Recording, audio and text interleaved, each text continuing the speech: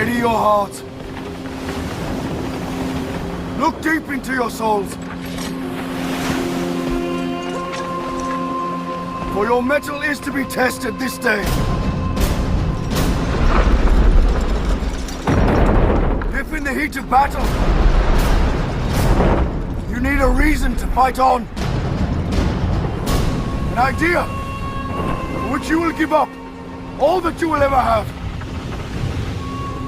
you need only to look at the man who fights at your side. This is the why of battle. This is the brotherhood of men-at-arms.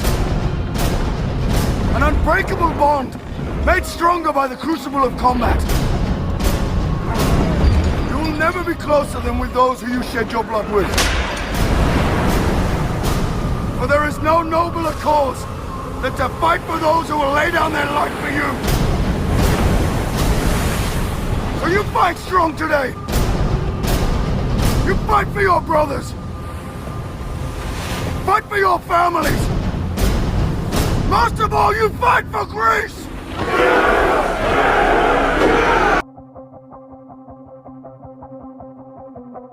All my disciples got the torch in their hand and they wait at my command in single file. Marching into the dark wearing sleeves full of scars. We got an army, an uprising. Survival of the fittest is the main rule. Rivals, they shake when we roll through as primal. No, you're never gonna take us down, down, down. We came, we saw, we conquered. We came, we saw, we conquered.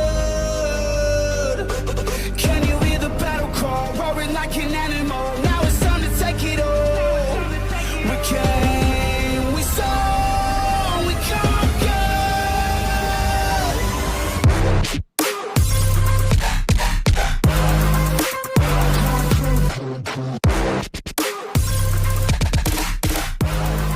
What is up, Rio Hondo Prep football fans? Welcome to the CIF Southern Section Division 7 Semifinals. Your Rio Hondo Prep Cares will be hosting the West Torrance Warriors at Kare Park in Irwindale, and I can't express enough the excitement for this highly anticipated matchup, the first home game for Rio Hondo Prep in the postseason in nearly 6 consecutive games on the road in the postseason dating back to last year. And here we are after 2 wins on the road in this year's playoffs, both of them taking place in Riverside. Your Cares will be rewarded with a home playoff game, a home semifinal game. And I said this on the post-game show over the weekend, but I would make the argument that this is potentially the biggest home playoff game in school history. There have been plenty of CIF finals played at Kare Field in Arcadia. There on campus over the years. The 1977 championship game comes to mind, the triple overtime thriller against Montclair Prep. A couple of championships there in the 90s, the 1982 championship, a couple of 11-man championship wins there in let's see, 08, 2011 and 2012.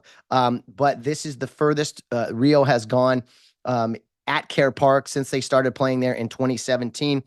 They've never had a playoff game of this level, not just in Division 7, which it is also the highest level, the deepest we've gone at the highest level, if that makes sense. Last year, when Rio advanced to the Division 9 semifinals, it was the furthest the school had been at that level, a single-digit division. Well, as luck would have it, as preparation and hard work would have it, I guess you could say, the Division 7 semifinals now is a little bit of history. So you can make the arguments from the past over the years, some of the great games played at Kare Field there on campus. But I guess there is no argument that this will be the biggest game played in Kare Park history, since that has been the home field of the Rio Hondo Prep Cares since, I believe, 2017.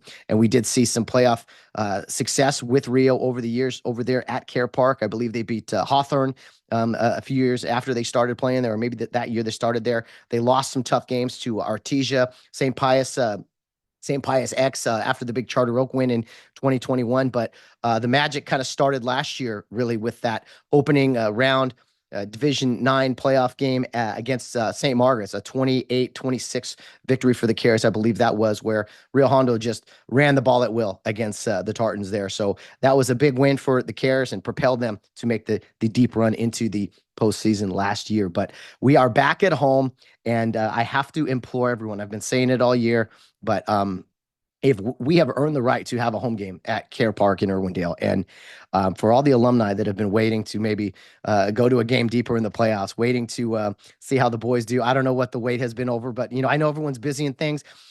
My goal is to make this the highest attended game ever at Kare Park. I don't know what the visiting team will bring. The West Torrance Warriors, by the way, which we will get to here on the pregame show, breaking them down and looking at their schedule and everything. But for the Rio Hondo faithful out there, for those of you that maybe live a little far away, for you those that haven't been to many games this year or any games, I implore you, I demand that we get the biggest turnout ever at Kare Park. And maybe the administration won't like that with some of the, the limitations with parking and attendance and everything. I'm hoping this game is standing room only at Kare Park. I know the parents have already put together a tailgate of such out in the parking lot there that I believe is starting at 3:30. We'll put together, it's a potluck or something like that. So get there early. To everybody, I think it'd be a perfect day to take off work for sure if you're able to. I'll be working and coming and hustling from work, but it being a home game should make it in plenty of time. It is my goal here that this is the highest attended game in Kare Park history, that we get hundreds of alumni there, guys who are loyal to games, come to lots of games. I want our boys to see all the Letterman jackets, all the history from the past. I want them to feel the alumni presence, much like they did out in Santa Monica last year for a very highly attended championship game. A great turnout from the Kare faithful there, but here we are, a home game. We've wanted it for so long. It's been earned, and we won't talk about things going on after this game. But for now, the semifinal at home against West Torrance, the Division 7 of the Southern Section playoffs. It is the fantastic and exciting stuff. And I want to now talk to you before we get about talking about West Torrance and everything there. I want to fill you in on today's guest on the podcast. And, there's a method to the madness. There's a reason to everything I do. And sometimes, the football gods work out, or however, you want to look at it. But I have on the show today a gentleman by the name of Chris Fore. He is currently a principal at a school, Mojave school, I believe up in the Hesperia area. We will talk a little bit about that and about his background and everything. But it was 20 years ago, in 2004, Rio Hondo Prep's third season of 11-man football, and they were hosting Linfield Christian in a semifinal game. Rio Hondo, arguably one of Rio Hondo's best teams ever, that 04 team. My brother Sam was on that team as a junior offensive lineman. They were headed by a great senior class, Landon Goodwell, of course, the big-time player there, alongside Dan Pastor, Freddie Monteblanco, Gabe Perez, Tom Bragger, Andrew Garcia, Carlos Ortega, I don't know who I'm forgetting there, Max Kim, AJ Corsini, our great D-line coach on the current team. Those guys played the first 11-man semifinal in school history in 2004. And it was Linfield Christian from Temecula who came over to Arcadia to play us. And it was kind of one of those moments in Rio Hondo's history where it was a moment where, we joined 11-man a couple years prior, and people didn't think, people maybe were hesitant on what the success we could have. And here we are in 3 short years in the semifinal. So at that time, people could have argued it was one of the biggest home playoff games in school history because it was a first. It wasn't a championship game, but it was the first semifinal home game for the Cares. And coaching that Linfield Christian team was none other than Mr. Chris Fore, who has gone on to become an athletic director, a veteran administrator. He's coached there at Linfield Christian, as well as another high school there as a head coach. But the reason we bring him on is in talking to him and communicating with him a little bit through social media and Twitter and things. Coach Fore, as I will refer to him as even though he's a principal now, he I don't know, for lack of a better term, he kind of fell in love with Rio Hondo, or at least recognized the Rio Hondo program that night, as Rio did upset his Linfield Christian Lions to advance to the school's first 11-man championship, and ultimately fell to Hamilton, the Bobcats out there in Anza, 13-0 the following week. But Linfield Christian came in as the favorites, I guess you could say, and Rio Hondo took it to him. And so it was that memory, I guess, that Coach Fore remembers that he will never forget, kind of us going in there and beating him. And so I thought we'd bring him on here today to get a little go back in time a little bit to hear about him. But Coach Fore is also a big time advocate of high school football, and not only that, of the Rio Hondo Prep football program. He is active on Twitter, and he has had plenty of great things to say about Rio, some great stories. And, I think we'll dive into it here and get a little outsider perspective on what Rio Hondo is like, what its reputation is out there amongst guys like Coach Fore here. So I want to talk about that game in '04. I want to talk about what he sees with our program overall, some of the things he said about us on social media, and also get a kind of just a perspective of the current state of high school football and kind of where it's headed, maybe some of the good, the bads about it, and just get us ready for the semifinal game here. So that is our guest today. There's a big resume of things I could pull up here with Coach. With Coach Fore, but his education speaks for itself. His football knowledge. He's part of Eight Laces Consulting. He talks with a lot of let's see here. He's on social media, Twitter, Facebook, YouTube. He was at a podcast, I guess, the Coach's Locker Room. He has a consulting form called Fore's Eight Laces Consulting Form to go off of the football, the laces there on the football. But he has been, let's see. He's a certified athletic administrator through the National Interscholastic Athletic Administration Association. He was selected to serve as the president of the California Football Coaches Association in June 2018, an office he held until July of 2021. So he's active in the world of football, if you will. And again, a guy that I think will give us some perspective, and not just the playoffs and high school football in general, but again, what the Rio Hondo perception is, because I like bringing in people that I don't like calling them outsiders, but just people that aren't involved in our program on a day-to-day basis to get kind of to see kind of how we're doing things, right? To see if our impact does make a difference. So he's written 4 books. Let's see here: The Head Coach Blueprint, Building Championship Caliber Football Programs, The Shield Punt, and An Insider's Guide to Scoring Your Next Coaching Job. So he's also produced some manuals. This is a guy that is just very, very involved with football. He's been on radio programs. He does it all. He now resides in Apple Valley with his wife and their 3 children. So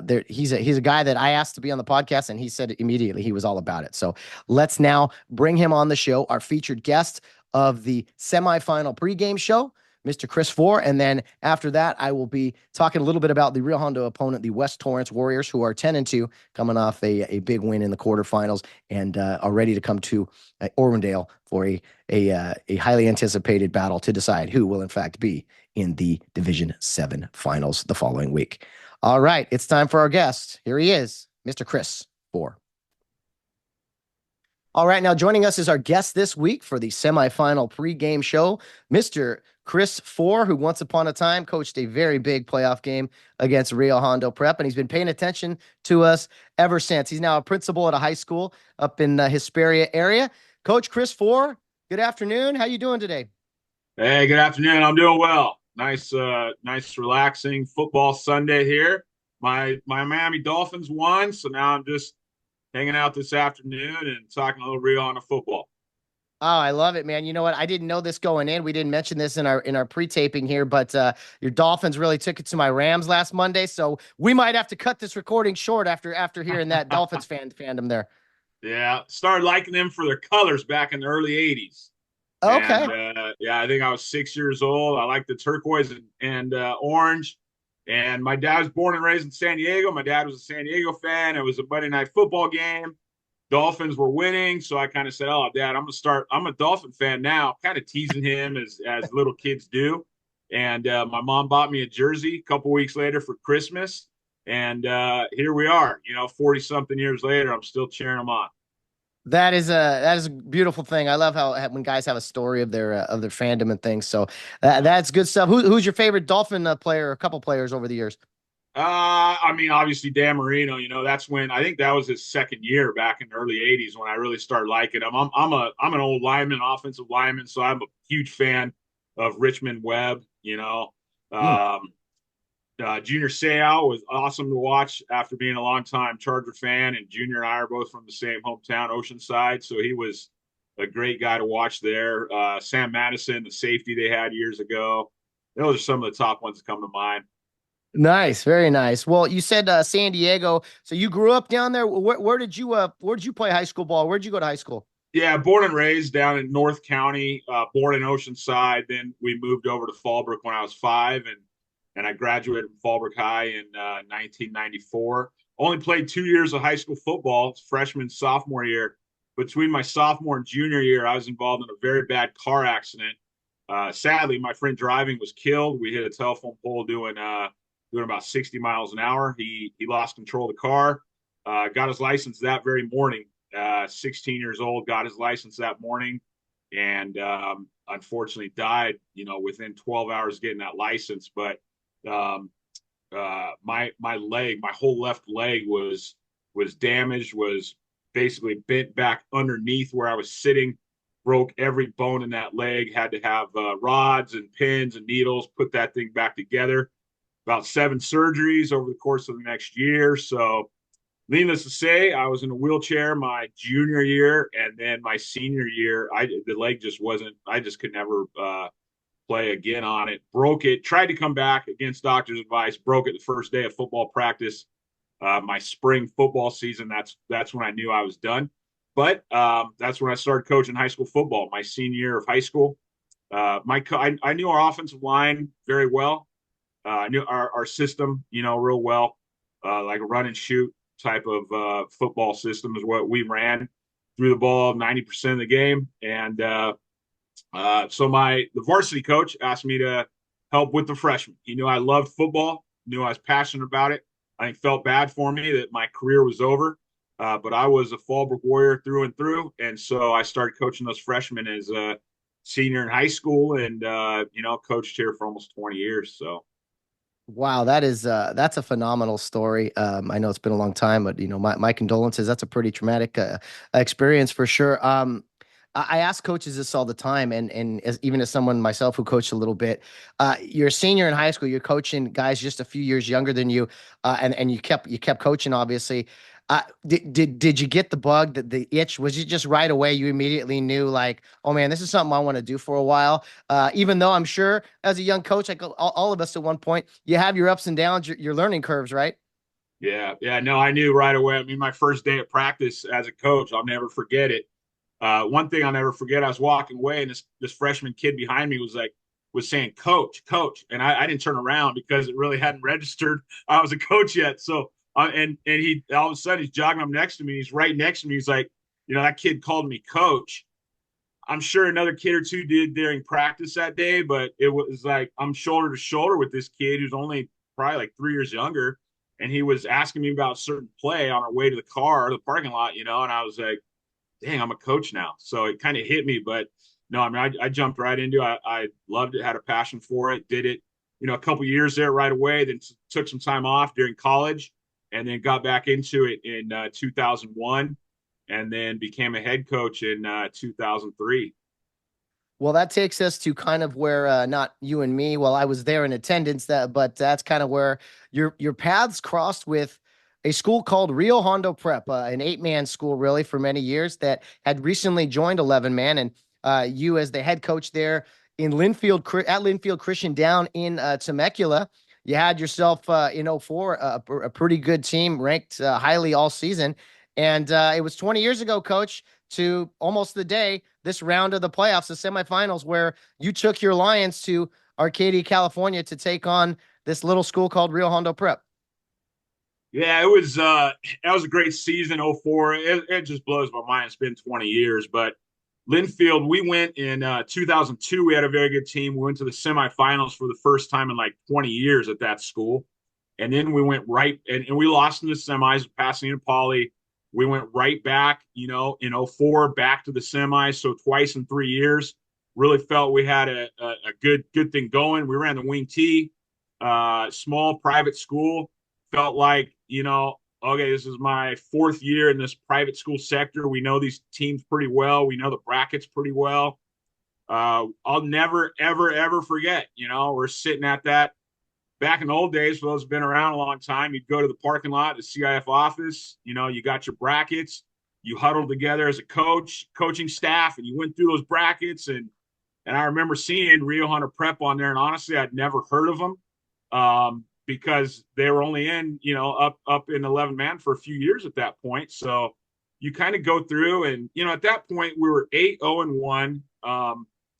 We lost one game. That was to our league rival, Hamilton High School, in week 10. But we still felt like, okay, you press reset. You know, we were ranked number 1 every week except for that year in Division 13. I'm sorry, except for that week.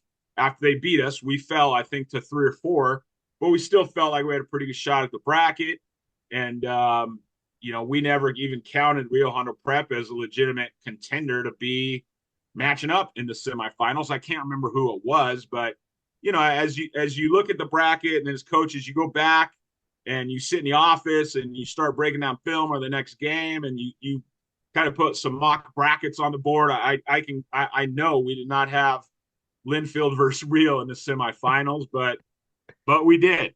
We played them, and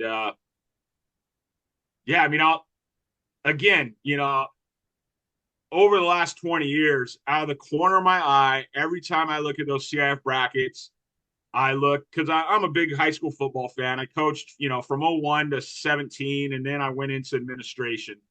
But every year I look at those brackets and kind of see where, you know, where's Rio Hondo Prep, and getting ahead of myself a little bit. But yeah, we played Rio there in 2004. I'll never forget going meet Coach Drain. You know, he's now, all these years later, you know, at the time he may have been like an 8-man small school legend. I don't really know, but I mean, honestly, at the time, I met him in a parking lot. These were back in the old days before huddle, right? A parking lot at McDonald's, right? South of the 91 to 15 and 91, right there in Corona.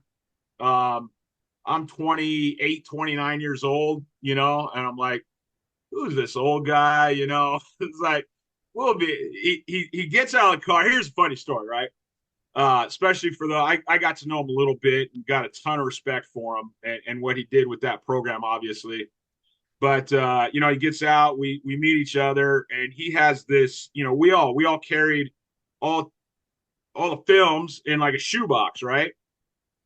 So he hands me this shoebox, and all, you know, 11 or 12 games at that time they're all in there.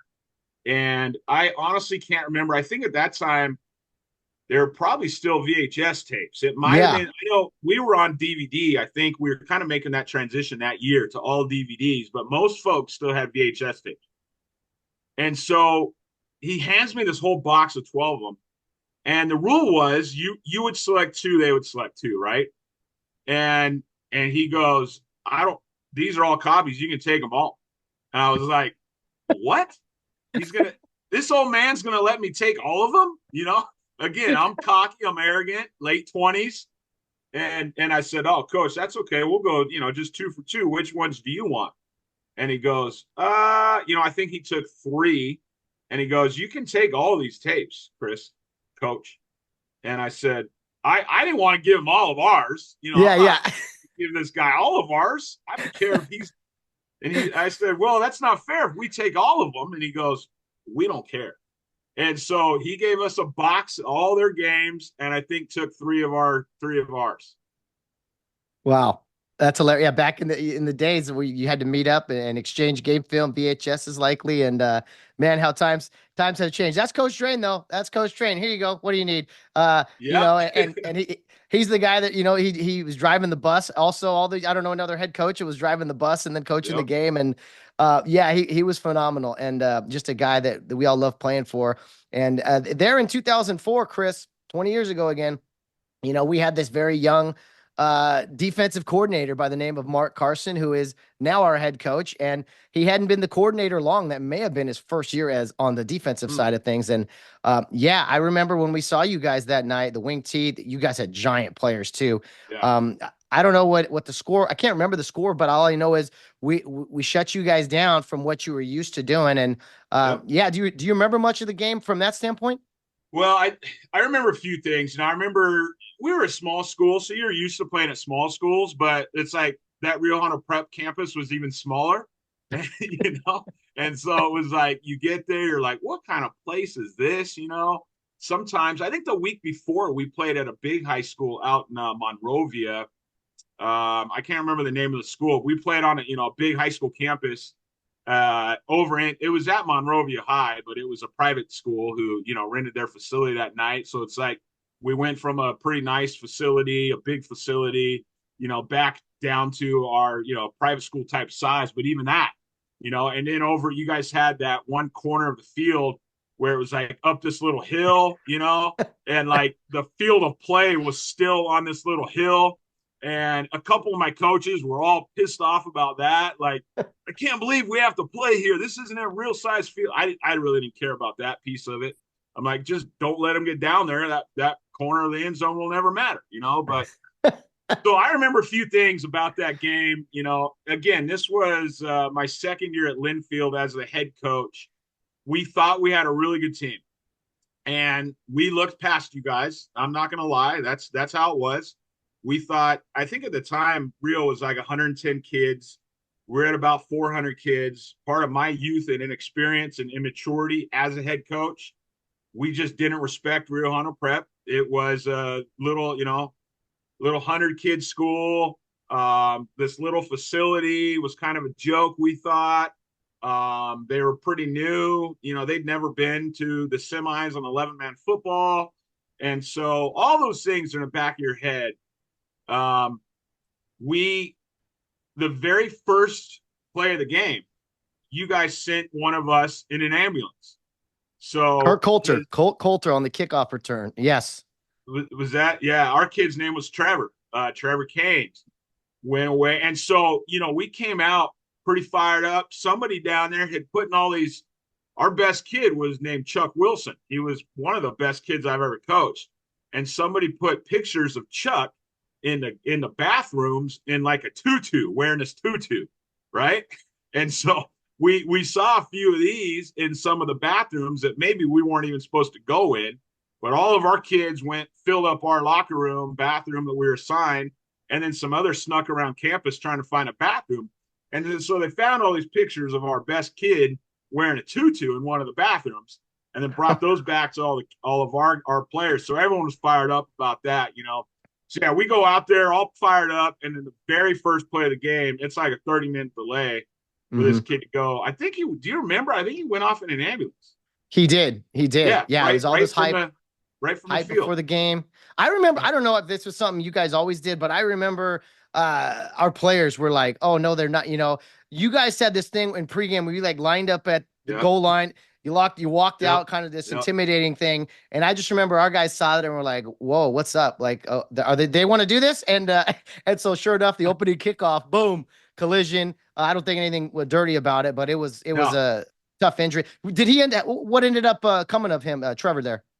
I think he had a couple broken ribs, if I remember right. I think it was a couple broken ribs. Right on the first play of the game. And yeah, we did that thing. I stole that from I can't remember where, but there was a bowl game I went to at the Holiday Bowl game, and the team did that, and I thought that was amazing. It was the last thing they did was lock arm in arm on the goal line, walk all the way to the 50, just to kind of show, hey, we are taking this field tonight. And so our players loved it, fired us all up, and then it would always fire up the other team a little bit too. So funny to hear you say that. We remembered it clearly. I was like, oh, yeah. I don't think they should have done that, but hey, what do I know? Yeah. Not against Rio. It's great what you could find on the internet, Coach. I'm looking up here. I got the score of the game. I got the stats from the game. 38-15. Rio Hondo is victorious. And I know you remember this name, Coach. A guy by the name of Landon Goodwell. Yep. 19 carries, 198 yards, 2 touchdowns, one of them being a 74-yarder. So, what do you remember? Right. I'll tell you right now, if I'm facing, I'm on my sideline facing you guys, it came right here, right in front of me. It came right. I could have literally reached out and tripped a kid. I'll never forget that because he was a man among boys. You and I texted. I asked you the other day. I've never forgot his name. I asked you in text the other day, what he was up to, because that dude was a man among boys. I will never forget seeing him run right past me on that big long run. I think it was like an off tackle play, I think. Yeah. And hearing it was almost like you go out to a racetrack and those horses run by it and you can feel on the ground, right? This is not an exaggeration. On the ground, you can feel like their weight. It was like I was probably 3 feet from him and I could feel the grass, like, the ground kind of shake a little bit. And you could hear that churning in his breath. And I just thought right then, I don't know what quarter that was or whatever you just found, if it shows that, but I think it was early in the game, maybe second quarter. And I think it was 7-7 at that point, and that put us up, I think 14-7. Okay. And I just remember right then and there thinking, we are not going to stop this kid tonight. It was one of those things, like I said, we had a good team. We probably averaged, 32 points a game, probably gave up 12 or so on average. It was something around there. And before you said the score, I was going to guess it was like 32-14. I think that's the second least points we scored all year. It was, we were dominated by Rio Hondo Prep that night in a game that our line was much bigger. We were pretty big across the line. We took a lot of pride in that. We took a lot of pride in our wing tee. We could not throw the ball very well, but you guys made us throw the ball that night, and we didn't do it well, as I just said. And then we couldn't stop landing. You said he had 200 yards? 198. Yeah. I'm not surprised. It was but I think, like, in typical Rio fashion, do you have a box score right there? I'm looking at it right here. What do you need? Was there probably 5 or 6 kids who carried the ball? Let's see. For Rio Hondo? Yeah. We had, let's see. Yeah, three different guys carried the ball. Okay. A couple of like 4 different guys caught passes. No, 5 different guys. So we kind of spread things out. But yeah, Landon did most of the work that night. Gotcha. Yeah. No, it was I remember it just being a very humbling experience for our players, our coaches. I learned a huge lesson that night, not to look past anybody. There's no doubt we kind of were looking past Rio Hondo because we never really heard of them and just didn't respect them. And that's a lesson I learned that night. But like I said earlier, ever since that game, the whooping they gave us, I've just always been a huge fan of everything you guys do there. It's been phenomenal. You look, that was 20 years ago, Division 13. That school is how big now, Matt? We have 70 boys in the high school. Yeah. And so what's the total enrollment? Total enrollment is I think it's 150, maybe just shy of 150 for a high school.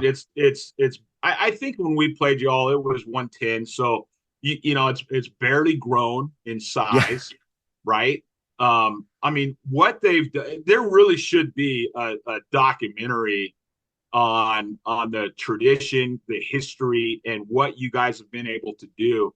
I know just in the last probably 2 years on Twitter, on a thing called Spaces there, it's been really fascinating to hear the San Gabriel Valley folks, I think, are finally starting to respect Rio Hondo Prep. And I'm like, y'all are a bunch of idiots. Like, you have not followed them very closely or at all, because they've been beating up much larger schools for 20 years. And so I'm just like, I now you guys are going into semifinals again. And it's like, because you bumped up you bumped up a division or 2 this year? 2. We Division 9 last year, Division 7 this year. Yeah, so bumped up another 2 divisions, and it's like, what is that cap? Yeah. What's the ceiling? So I don't know. We've raised the ceiling over the years. There is something there. I mean, we have a very special group now, kind of this era of our program. The past few years, most of this junior class, they had to start as freshmen because we didn't have many bodies. So when you look, yeah, the body of work and kind of the tradition, it does speak for itself. And yeah, it's a big reason we started this podcast, just to kind of like, this is a story that needs to be told. And there's Yeah. plenty of people like yourself who, I mean, every time we post a score, someone's shocked that we beat so and so. I see you on Twitter saying like, well, it doesn't surprise me at all. Yep. The level of the program and how they are. I mean, we beat Charter Oak in the playoffs a few years ago, a big rival. We, Santa Monica last year in the championship game. I mean, on paper, Coach Fore, we have no business competing with these schools, but that's what makes it really special for us. No, it does make it special for you. And, I spent 10 years in the small private school sector at both Linfield Christian and Capistrano Valley Christian. So during, after '04, it's like I kept a real good eye on you guys, not only just in football, but I was an AD for 5 years at Capital Valley Christian. And um, I love the David and Goliath story. I love the small schools who can go. And then now I've been on the other side of it, where I've been in the public sector since 2014. I joined over into the public sector as a teacher and a coach. And I love when those small schools that everybody's against them.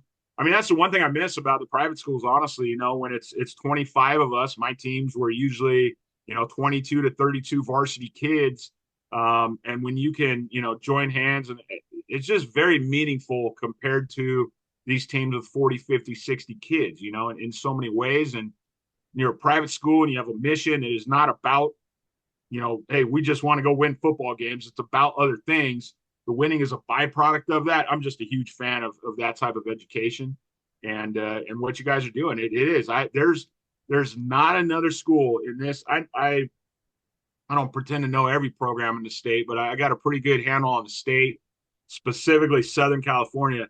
There's not another private school in the entire state of California outside of Concord de La Salle. We all know what they did for a long time. Outside of them, there's not another school in California, another private school, who has had the success, the body of work. When you look at pound for pound body of work, I'm not talking about modern day and Bosco and all that stuff, that private school stuff.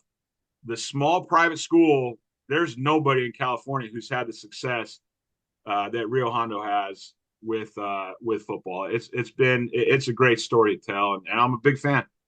Yeah, I appreciate those kind words for sure. It's fun to win people over. But since we're on that topic, let's chat about a little bit about that. The private school, the public school thing. When people hear about our success, and, we only have 150 students. I mean, the first things that come out, they must get a lot of transfers, right? Small student body, they go get 11 really good players or whatever. That's just not the case with us. There are schools, we've both seen it, where they bring in, maybe a little larger private school, but they bring in kids from all over that are really good athletes, and we've gotten a transfer here, a transfer there. But it's not quite the same level as kind of the current state of high school football. I feel like it's been damaged with just kind of kids going to 3 or 4 different high schools. Talk to me about that. What are your thoughts? Yeah, I mean, I hate all that. I'm a traditionalist. I'm from a one high school town down in Fallbrook. There's one when I was there. 40,000 people in town. There's one town. One of our buddies moved over. He'd left our town. His family had a legitimate bona fide reason to move to, and he ended up going to our rival school.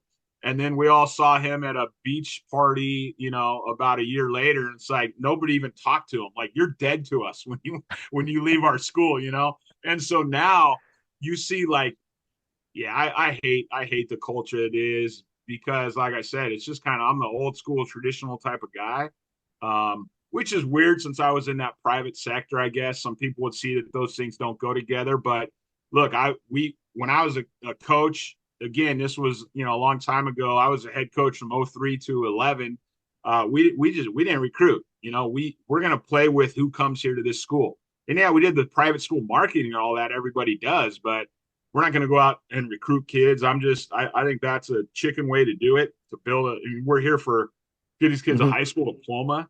And so I'm not a fan of it at all. What's interesting? A couple of years ago, I looked at, it's probably been 3 or 4 years. I was interested to see, like, they've had this sustained success for so long. I wonder if kids do, in that area, if they do transfer in there. And I looked on the transfer portal that year. I think there were 2 kids on it from Rio Hondo Prep. There was one female, one male. And I'm like, well, I guess that answers that question.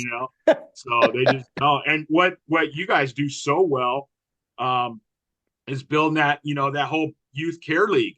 And it was that night in the parking lot after the game.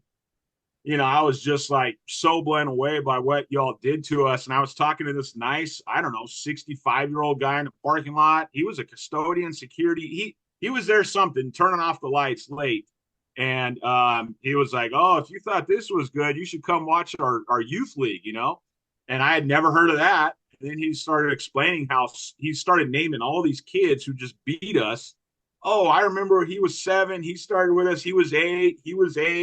And how they played up through that whole league. And I mean, there's no doubt. And I don't even know, Matt, I know that league still exists. I don't know what percentage of those kids, still transition into the high school or not, but I assume that that's still a real important part of your culture.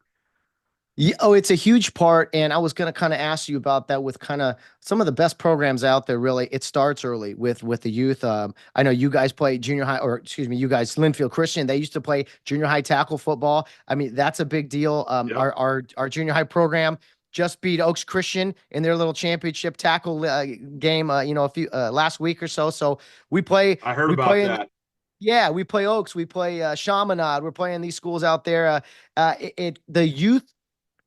Starting with these kids in Kare Youth League, most of them start playing tackle at first grade, sometimes get a later start, but the guys that do stick together, play together, go through the junior high, go through the high school program, there's just a level of continuity there that is unmatched. And yes, Kare Youth League, founded, years ago, with Christian values and training kids that their future is now. It has been, I would say 90% of our students, maybe 95, come from the Kare Youth League program, and you could tell the benefits, especially on the football field. Yeah, no, that's the way to do it. I mean, and that culture right there. I'm a data guy. I love data, and I think it'd be interesting to see, like, at the college level, is the transfer portal, like, the 5 most successful teams after 5 years of looking at this portal, are the most successful teams going to be those that were built overnight with transfers, or are they going to be the programs who decided we're not going to do that? You can't look at a 1 or 2 year. You got to look at it like a 5-year deal, And I really think that the culture you guys have built there, when you're able to walk into a King, how big is King these days? 2,500, The AD said, I think 2,800. 2,800, yeah. I mean, I was talking to. When you guys can walk into that type of program and atmosphere, your kids have a bond that, now I know the head coach there pretty well. I know they're not about that recruiting business and that program at all. But you've played some who are, and when you can walk in, you've got that bond of kids that have played together for so long. These other teams don't have, and that bond at the high school level, that bond, that brotherhood, that camaraderie. That's why part of what we did when we locked up at Linfield, as I told you, we took a picture of that the first game. We did it, and we blew it up, and we put the words brotherhood on it in the locker room. And that's something we prided ourselves on, was that brotherhood, and that's something you guys, have capitalized and manipulated more than a lot of programs out there, because of what you build from the ground up with those kids. And there's a lot to be said for that. I really do believe when you go out there on a Friday night, and especially when adversity hits, those guys can look at each other in the huddle on the sidelines in the locker room at halftime and know that they truly have each other's back. I was talking with a coach not too long ago who probably had 12, 13, 14 transfers in this year. And he's like, I'm sick of dealing with all this transfer stuff. We're about to just start telling kids no, because it really poisons the well, It's tough to build a culture when you're relying on transfers for success. It's very true. And again, we have had a couple here and there. It's rare. Most of our kids, it's even rare again for kids who don't go through the Kare Youth League program to come to our school. But when they do come or they're on campus, Coach Carson's usually the guy giving the tours and things. He lays it out very clear to the parents that we believe in keeping the kids busy. They're not only going to take great courses academically, you're going to play an instrument or be in the choir, you're going to be in the drama, you're going to play every sport or at least be on a team in each sport, you're going to volunteer. Our school is not for everybody, but I always say that there's not another school out there where you get a better high school experience with all the various things you do. And football is just something that is probably our best feature, the thing that kind of speaks the most highly about the school. Yeah, no, I love it. Again, it's a great culture, great community when you have that sort of thing going. One of the things that old man told me that night in the parking lot was that and I don't know if it's still like this, but he said every single boy in the school has to be involved in something on Friday nights, either playing football, stats, band. Is it still like that? Like every boy has to show up Friday nights? Yes, and that includes, Coach, some of our international students. We got guys who come over and it's just part of the curriculum. Hey, you're going to play football. They all try it. Most of them stick it out, and not all of them play a whole lot. But we got guys. I always say this. I think we have put more international students on a football field than any school out there because we get guys from China, Korea, Vietnam, and hey, you're on the football team. Some of them say this isn't for me, and yeah, they do stats or photography or something. But Friday nights, our student body is out there in force. Yeah, that's awesome. That's great to hear. It's a fun, again, very, very unique program for sure.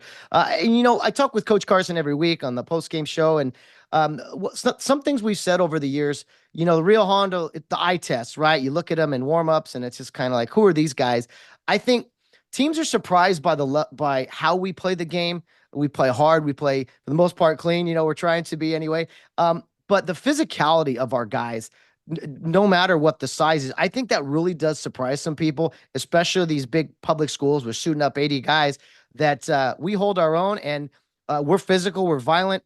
And a lot of it, Coach, is our guys are playing both ways, our linemen especially. Yeah. So, yeah, that's just kind of how we play. And I know it's very unique to today's standards.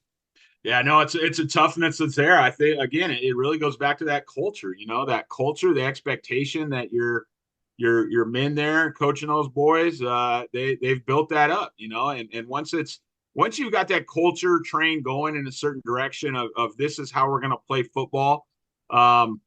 Again, with that first kickoff, when our kid goes off in an ambulance, all of our kids sat there for 15 minutes looking around going, uh-oh. I mean that, and I know there was no malice, no ill will, wasn't dirty. It was just a tough football play. It was a freak football play. But for 15 or 20 minutes that ambulance is out there on the field, all of our kids thought, we better respect these guys now. Mm-hmm. I mean, it's here. And then here's one thing I remember from that game afterwards. Landon averaged, and you might have this in front of you, that back averaged over 10 yards a carry. And I do remember that, like the next day, it was the old days. You had to go buy a newspaper, But I remember looking at the box score going, I knew he had a lot of yards per carry. But I remember the next day looking at that going, that dude had a first down a carry. Yeah. That is a toughness that you can try to coach, but it really has to be just part of your standard and your culture. And you guys have that.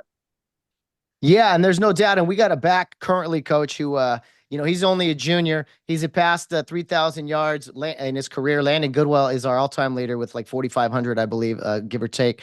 But a young man by the name of Noah Peninari, who I've nicknamed November because he does his best work in November last year in the playoffs. He the uniqueness to Rio Hondo, as an example, this kid is a kid out of Glendora, and he's a Muay Thai fighter. He actually won a Muay Thai. Oh, wow. A middleweight, I believe, championship belt in the summer. And once you know it, most of his teammates were right there in the fight room there, cheering him on, our Rio Hondo guys. So yeah, our running back, one of our better guys, is also a fighter on the side. So, and you look at him, honestly, you look at him and you'd be like, this is your stud running back. He's just kind of a skinny guy who got a little height on him, but yeah, my point with all this is, What you get is not always what you see with Rio Hondo. You Yeah. look at guys and you're like, now Landon's a different story, big time, 6'2", 220, whatever he was. But most of the Rio Hondo guys, you look at them and you're like, wow, these guys are 10-2 or whatever the case is. Yeah. So you know that as a coach, sometimes the eye test, it'll hurt you. Oh yeah, no, it does. It does hurt you because you go out. Like I said, that's what was going through our head before kickoff. You go out. Not only, are you guys still playing on that same facility? No, that is the campus. That's still the campus. We practice there, but we now play at the Kare Park, which is the Kare Youth League facility. Now we moved all the Kare Okay. Youth League activities there, but we play there on Friday nights. Oh gosh, yeah. But no, you do. I mean, even that even that eye test, you kind of go out and looking around like, yeah, it does. The eye test hurts you. It reminds me of the way you guys play those usually smaller type of kids. If you ever remember St. Margaret's with when Harry Welch was at St. Margaret's Ooh. and he had those guys at Machine, they won 48 games in a row. That's kind of how, but then he left and so did that whole mentality. And that's what's been impressive there. I know Coach Carlson's been there for a long, long time. Did he take over as a head coach? Yes, Coach Mark Carson. He was a D coordinator under Coach Drain a long time, and I believe it was 2017. Head coach Mark Carson took over, Took and over, for a while, the playoff run, we hadn't won a title since 2012, which was like Division 12 or 13. So this new era, which I'd like to talk about this whole playoff competitive equity. You got schools like us in Division 7 of all places. You got yeah. schools like D1 schools playing in Division 4 or 5 and all. It seems like a mess to me, but we don't have any other choice but to get out there and compete and try to shock the world. Yeah, I'm a big fan of the competitive equity model, but the only thing, I really, my son is a senior this year. I really haven't understood Cal Preps the last 2 years, and I was my last year of coaching was a 2017 season. I coached at our local junior college here, Victor Valley College, and then I went into admin in 18. So I haven't been coaching while the system's been used. But this year, I knew Apple had a pretty special team, and I really wanted to really understand Cal Preps better. So I really dug into it this year, every Saturday morning, updating all of our high desert where they were to kind of better understand the system. I think I've understand it. I know I understand it a lot better now. The only tweak I would make to it is I really think, and I'm also studying. I love that. I'm also studying the playoffs this year with enrollment and trying to see like what does enrollment, how does that factor into success in the playoffs? For instance, I haven't done it on the quarterfinals, but the first round of playoffs here in football, 60% of the teams with the higher enrollment won the game. You guys were, one of those anomalies of that 40%. So when you look 60-40, that's not too much of a difference, right? To say that the bigger team wins 90% of the time, that'd be a whole different data set to look at. My only thing being with my small school background and then looking at like my friend John Stewart was a head coach at Silver Valley High School years ago. I think it was the first year they put in this competitive equity model. He was out at Silver Valley High, and he did a phenomenal job at Silver Valley High School. Now, that's a high school that relies on, the base out there, Marine Corps base. Yermo, right? Army. What's that? Yermo, right? Out there? Yeah, out Yermo. Yeah, I think it's actually Army. I said Marine Corps. I think it's an Army base. They really rely on those kids, So I don't know. I think it's like 250, maybe 300 kids big. And they went and played Orange High School with 3,000 kids in the CIF championship. And that's the only change I would make to this new system, Matt, is I think there needs to be a cap somewhere on the enrollment. Like I would put the last two divisions, you cannot be larger than, Yes. 1,000 kids, maybe. Some type of cap on that, because in this day and age, we hear, political correctness, which I'm not a very politically correct guy, but we hear the equity words all over the place. How is it equitable for Rio Hondo Prep to play schools as large as you're playing? Well, people would say, well, they're beating them, so that's equitable, but it's really not. Yeah. It's really not. And so I don't think it's fair for the job John and those kids did at Silver Valley. Like he improved them from being ranked like 1,100 in the state all the way up to 400 in the state over 7 years. They did a phenomenal job 7 years in a row building that program, earned the right to go to CIF championship. And now you're playing a school that has just been, it's a really crappy public school who's Yeah. fallen all these divisions. And now they have 3,000 kids. They haven't been good at football ever, but now they've done an average, okay job. And this might get me in trouble. I don't care, but No, go ahead. they've done a bad job all these years. Now this year they have an average season for being 3,000 kids, and now they're going to get to beat up on this school with 300 kids. I mean, that's where I really think, and I love everything our CIF office does. I'm a big fan of what they do. It's a very difficult job. That's the one change that I think really needs to be made. And then let's say, we said, hey, Rio Hondo, you're 140 kids. You can elect to be in, I don't know, let's say it's division 13 and 14. Because of your enrollment, you can be here. But if you want to opt out of that, you want to opt out and play in the bigger divisions, and that's on you. You can do it. But now you might be up in, division 5 or 6, depending on the competitive equity. That's the only place I think CIF really needs to change, just to make it more fair. We're not seeing smaller schools have success in these lower levels because they're having to, look what, you take a school like Big Bear, they'll probably never be able to win a CIF championship because of the level they're at. And they're probably division 13, I think, this year. They might be 14. I don't even know. But they're going to be playing teams, and they have been playing teams much, much larger. These schools much, much larger, who have fallen over the years into those low levels where really they have no business being, honestly. So that's my only caveat. That's the only thing I would change is I would give an enrollment cap down there in those maybe the bottom division or maybe the bottom 2 divisions. Yeah, I agree with you. I could see like just different levels, like a kind of a basement and a ceiling model. Coach Carson and I have talked about that. Like, Yeah. okay, if your enrollment is in these windows, you can be as high as Division 10, as low as, or as high as Division 5, low as Division 10. All right, hey, you're having an off year. Your enrollment's through the roof. All right, you're in Division 1, 2, 3, or 4. Kind of like that, because enrollment does matter in football, I think, more than any sport because of the physicality to it, the amount of players you can put out there. And at the same time, it's kind of a catch-22 for schools like us because we've always wanted to see how far we can go with this thing, to see just who we can play, who we can take down.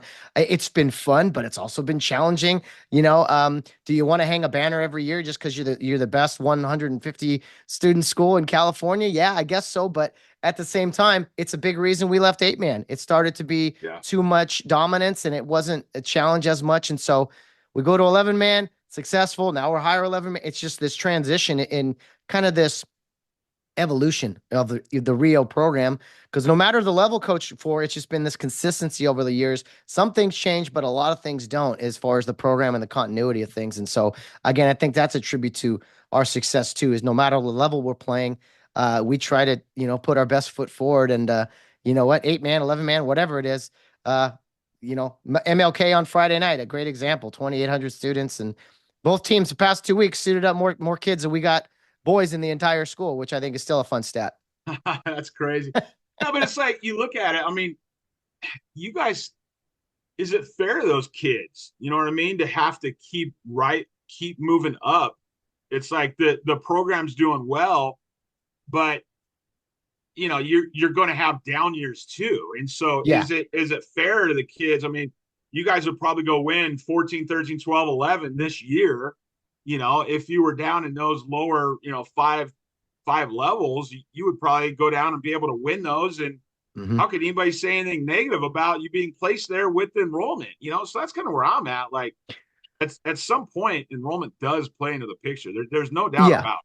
It may not be the number one issue, but yeah, you're right. And especially when it comes to private schools, we avenged your buddies, lost to Orange last year. We got those guys in the second round last year for them.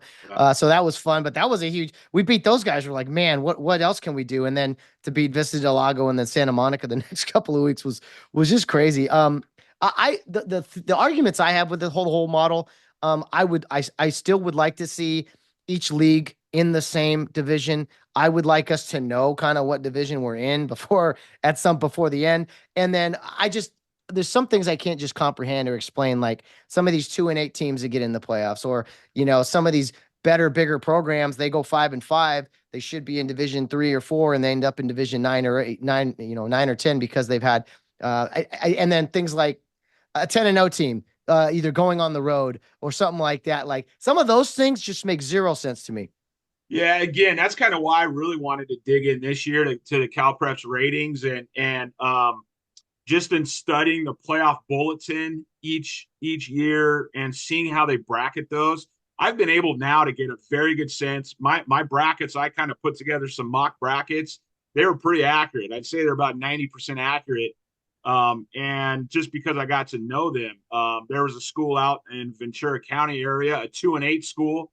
I said they'll be in, and I got a bunch of hate DMs from some of those coaches over there, like, you don't know what you're talking about, blah blah blah. But they were in, and one of the press guys even sent me a note saying, "Man, nobody over here had those guys in." And I just responded, with all due respect, you guys just don't understand the ratings now and how those brackets are put together. Everyone, you basically take all your automatic qualifiers, you got to split those up divide those all by 14 or 13 because that's one thing a lot of people don't understand. If you really read the playoff bulletin, it talks about you have to have an average number of automatic qualifiers per division. And so, that's all set by how many they're going to take up in Division 1, 8 or 10. And then after that, you got to divide by basically 13, all your AQs, and that sets the divisions. And so it's a pretty simple process once you understand it. That's what's a little confusing. I do think, though, like you said, I think a little human element needs to come into it. Like Oak Hills here, they were one of those 10-0 teams, won a Mojave River League championship.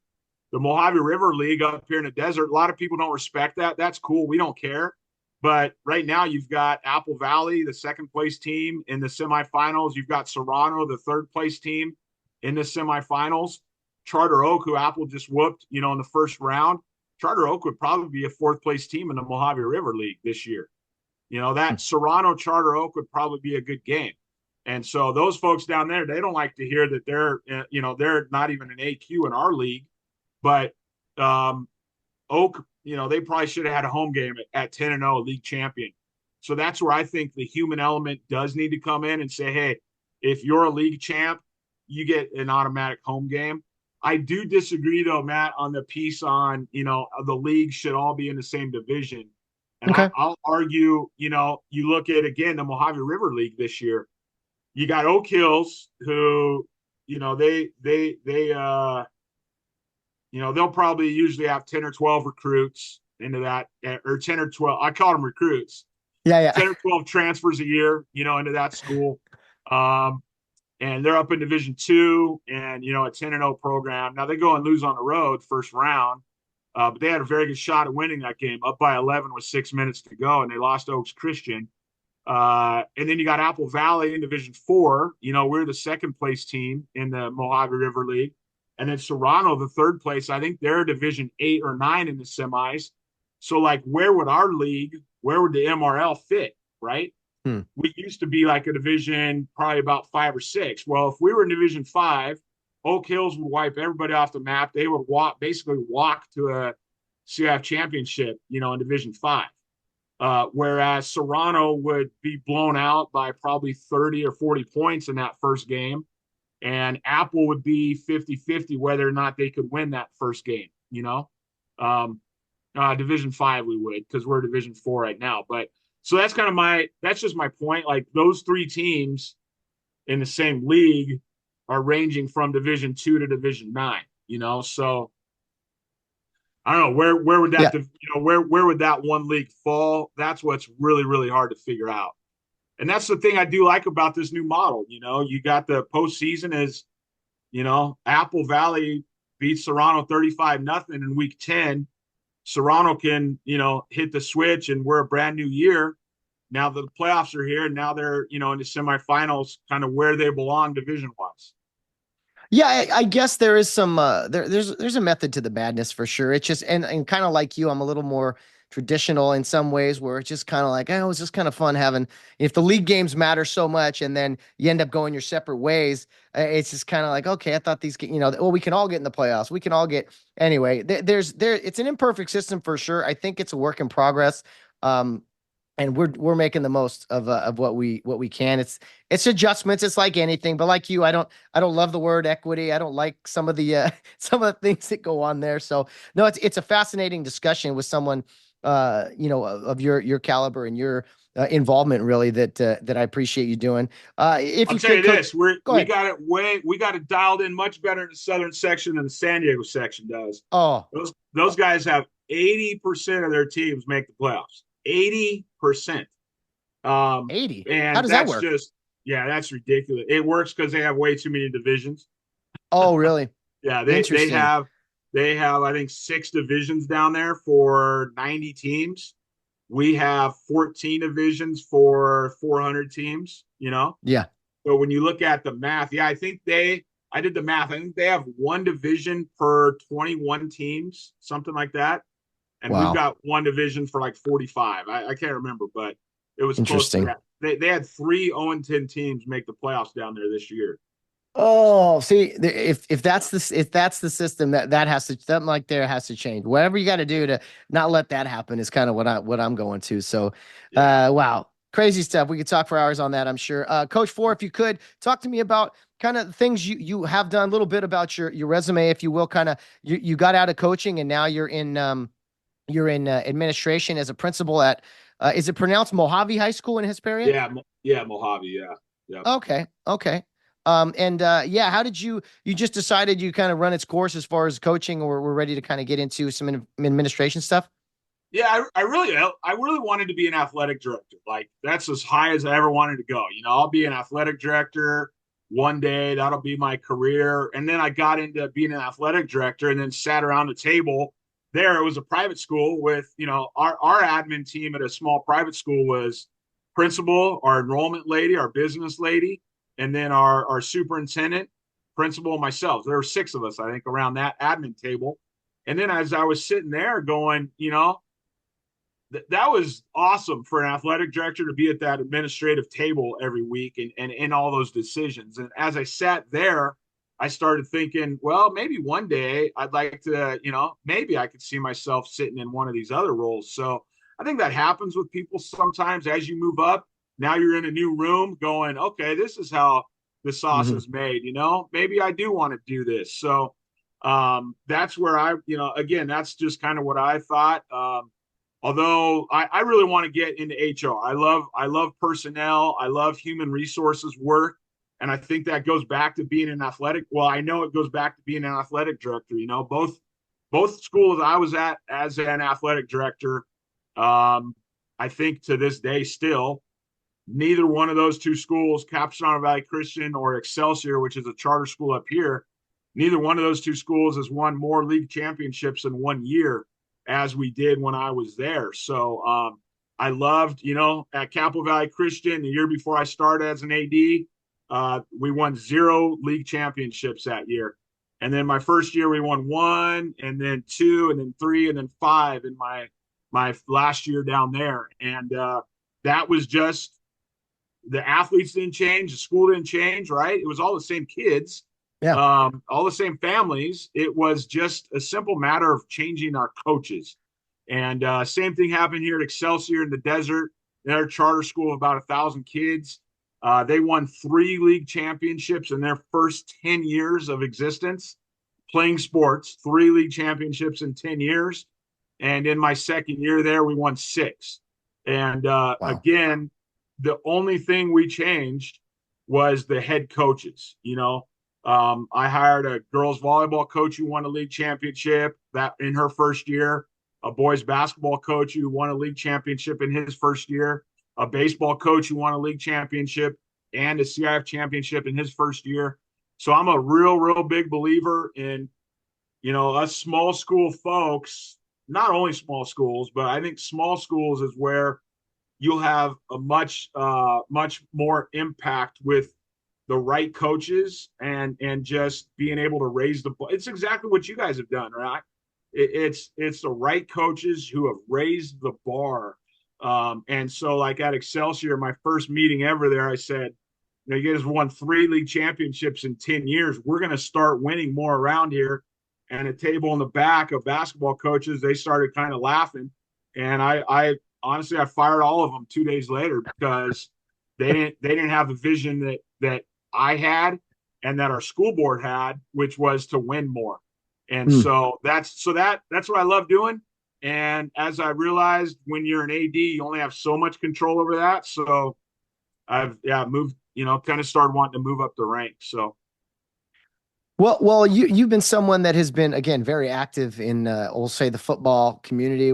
You sent me a website for you. Let me see, Chris Fore, .org, I believe it is. Let me see. We'll pull all this up. Yeah, CoachFore.org. CoachFore.org, if you guys want to know a little bit more about Coach Ford. But it says here, eight Laces Consulting. Great name there. What exactly is that, Coach? So I started that back in 2011. I just started a little side gig. I was actually kind of fired / let go at Capistrano Valley Christian. I was brought in. The superintendent told me to fire a coach. I didn't believe that coach needed to be fired. It was a head coach who had one complaint against him. I'm kind of an old school guy. As I said earlier, it was a brand new superintendent. So he was there my 5th year. And I said, sir, you know, with all due respect, you've been here 1 day. I supervised this guy for 4 years. Can I go try to work it out between him and the parent? And he said, so you're not going to fire him? And I said, no, I'm not. And that was the writing on the wall for me. But so I started this website, CoachFore.org. I started just with a desire to market myself. I was going to create 10 pages. This was, again, 2011. You know, not very many coaches had their own website, and so it was just I created 10 landing pages, just 10 pages on that website to send out to help me find a new job. You know, hey, here's my practice plan, here's my philosophy of coaching, here's a fundraising letter, here's a letter, you know, when I kicked the kid out of the program. And then what I found out, I got on social media at the same time, and then some of the articles, I found out I loved writing about football. And so those 10 pages that I started with, I've now written 500 articles for that website. And then I've written 4 books. So kind of getting fired in 2011 is the best thing that ever happened to me in some ways. And what happened was it just started a passion of working with coaches and for coaches. And I realized that a lot of coaches out there wanted what I was putting out there on my website, and it's just kind of created a little side business for me. I wrote my latest book I wrote was called The Head Coach Blueprint. It's about 500 pages, 50 chapters. I interviewed more than about 488 head coaches from all over America about kind of their path to become a head coach. So that book was written for assistant coaches who want to be a head coach, and it kind of gives them a blueprint on how to do that. So I really have fallen in love with writing and helping coaches with their career. And then that's what a lot of the website is in the area of leadership, and just a lot of articles on there, you know, how to prepare for a rain game, how to prepare for a bench clearing brawl, you know. If you don't practice and teach your team how to lock down when there's a brawl happening, we just saw, you know, a couple teams down there. I think that was week 10. Damien and Pancho getting a pretty ugly brawl that went out on social media. So, you know, simple things like that, just to help coaches. So CoachFore.org and then 8laces.org. Yeah, there's all kinds of good stuff here. You can find the products, the books. Yeah, a lot of good stuff we're looking at here on social media if you're not watching on our video portion of the podcast. But it also says here, because of your strong background, training, and experiences, Coach Fore serves as an expert witness in athletic lawsuits regarding concussions, equipment, hazing, and more. Can you talk to us about that? Yeah, so 2015, I got an email one day. This guy stumbled on my website again. There's, you know, at the time, I think there was 400 articles on coachfore.org. He stumbled on there. He liked some of the stuff I had written. Long story short, he said, "Hey, you're an expert in the world of coaching football." I said, "No, I'm not. I'm a little private school coach." And he said, "No, you're an expert because you've coached football for a long time. You've got a master's degree in athletic administration. You've been an athletic director. You're a published author." And so he said, "Can I send you the facts from a case?" That first case was a kid who tore a knee up during 7-on-7 in the summer, and the parents were suing the school for future earnings because, of course, every kid who plays high school football is going to be an NFL player someday. And so the parents, it was a money grab lawsuit against the coaches. The coaches and the school did absolutely nothing wrong for that kid to tear his ACL. So I read so an expert witness, you read all the facts of the case, and then you provide an expert opinion to the court for the judge or the jury to read or to hear, and then that helps them inform their opinion. So I've done about 30 cases since 2015. About half of those I've been on the side of the parents or the student athlete. There's a real bad, kind of got all over the media down in San Diego, lawsuit down there where an idiotic JV coach told a kid who said, "I can't see, I've got a headache." And this JV coach, for any coaches listening, you got to take that stuff very seriously. I'm a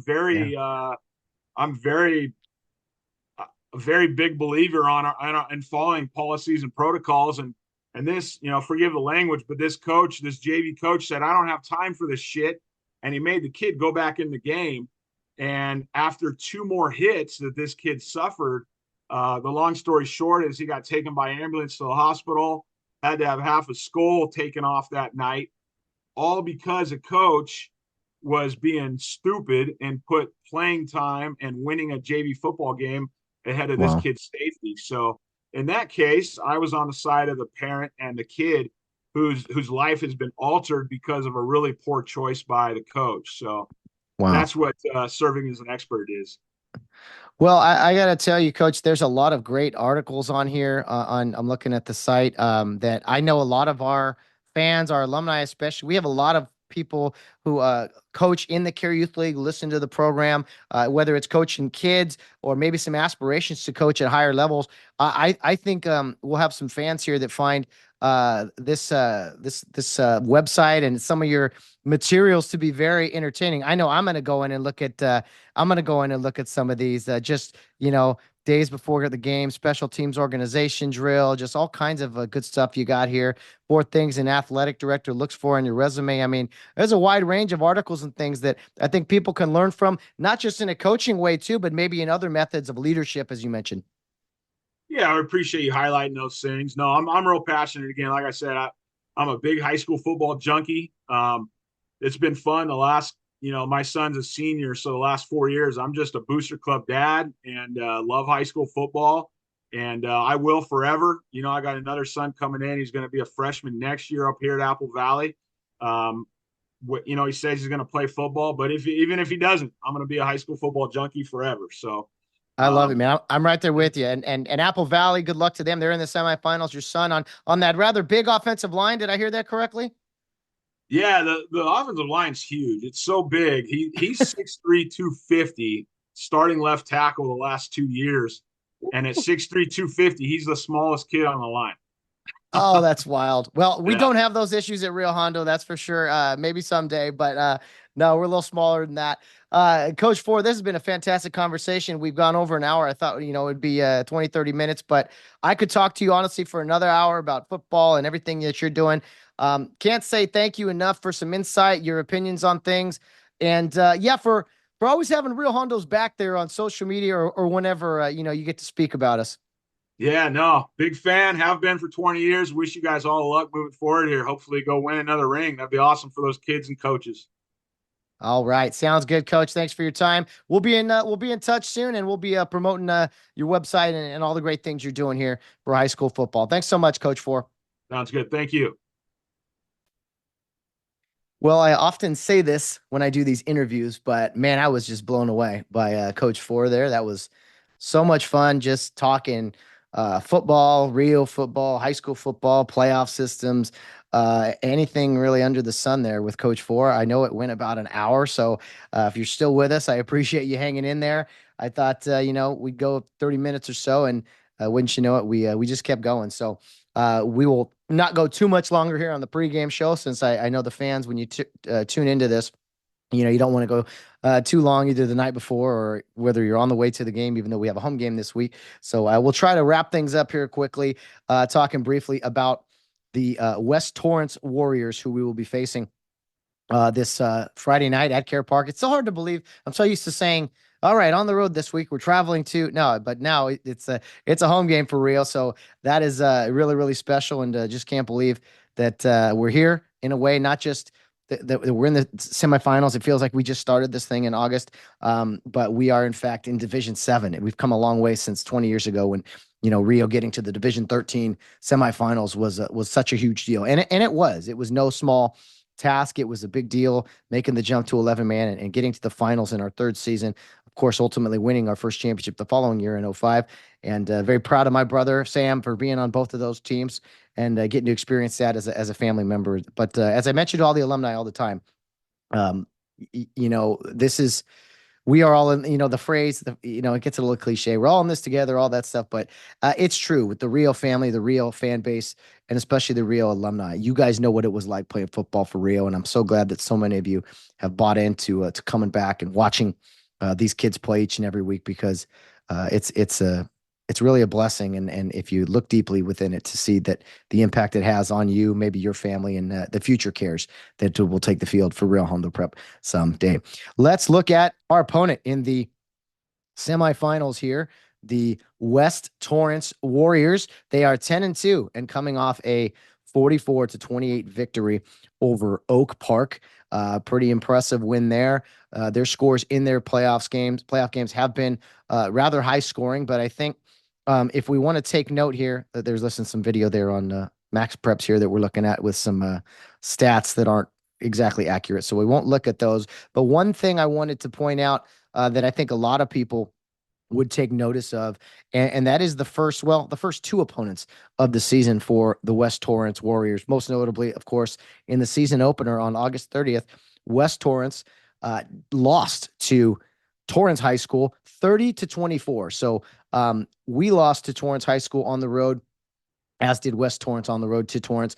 We lost to the Torrance football team back a few weeks back, 28-21 by 7 points, a hard-fought, close game, the only loss of the season for Rio Hondo Prep. And it was West Torrance losing their first game of the season to Torrance High School 30-24. So they lost by 6, we lost by 7. Not sure if that means anything, but just thought I would make note of it. West Torrance did rebound and win at Santa Monica 30-6. So we know last year's Santa Monica team and last year our team, met in the finals, but I thought that was kind of a score to point out there. The second game of the season there with Torrance and Santa Monica on the schedule for the West Torrance Warriors. They then lost to North Torrance. There's a bunch of Torrances, apparently west, north, south, regular Torrance. But they lost to North Torrance 40-30. A close game against another local school. And since then, the Warriors have rattled off 9 straight victories, defeating Cerritos 41-21, defeating South Torrance 40-6, Morningside 53-0, their highest scoring output of the season. Hawthorne, they defeated 35-8. Beverly Hills, another 53-point performance, 53-0, much like Morningside a few weeks prior. They beat Centennial, and I believe not sure which Centennial this is. Let's click on them just to clarify. Okay, the Compton Centennial is who I figured that was out there. But they defeated Compton Centennial by a score of 41-0. And then it looks like, the league play as far as a couple of games here, but they beat El Segundo 35-21, West Valley 24-20, and Oak Park in the playoffs 44-28. So in each of their playoff games, 24-20, a close game against West Valley, and 44-28 against Oak Park just last week. So they were able to put up some big time points. Anytime you could put up 40 plus points in a playoff game. That says something about your offense for sure. And we'll see what gives with Rio Hondo only giving up 7 points in the postseason so far. All of those coming to King last week, and the shutout, of course, against Ramona in the first round. We'll see if the Rio defense can continue to slow down their opponents. Albeit, though, I think the Oak Park, or excuse me, the West Torrance Warriors, I do believe are a little more balanced than some of the teams we've seen the past few weeks. I'll let you guys go into the stats for a lot of this because we did have a longer conversation with Coach Fore, but looks like Daniel Reamer, the senior running back for West Torrance, leads the way with 11 touchdowns for this team. He wears number 21, so 5'7", 145-pound running back, kind of a smaller guy. But I know West Torrance does put the ball in the air a little more than maybe we saw last week with MLK.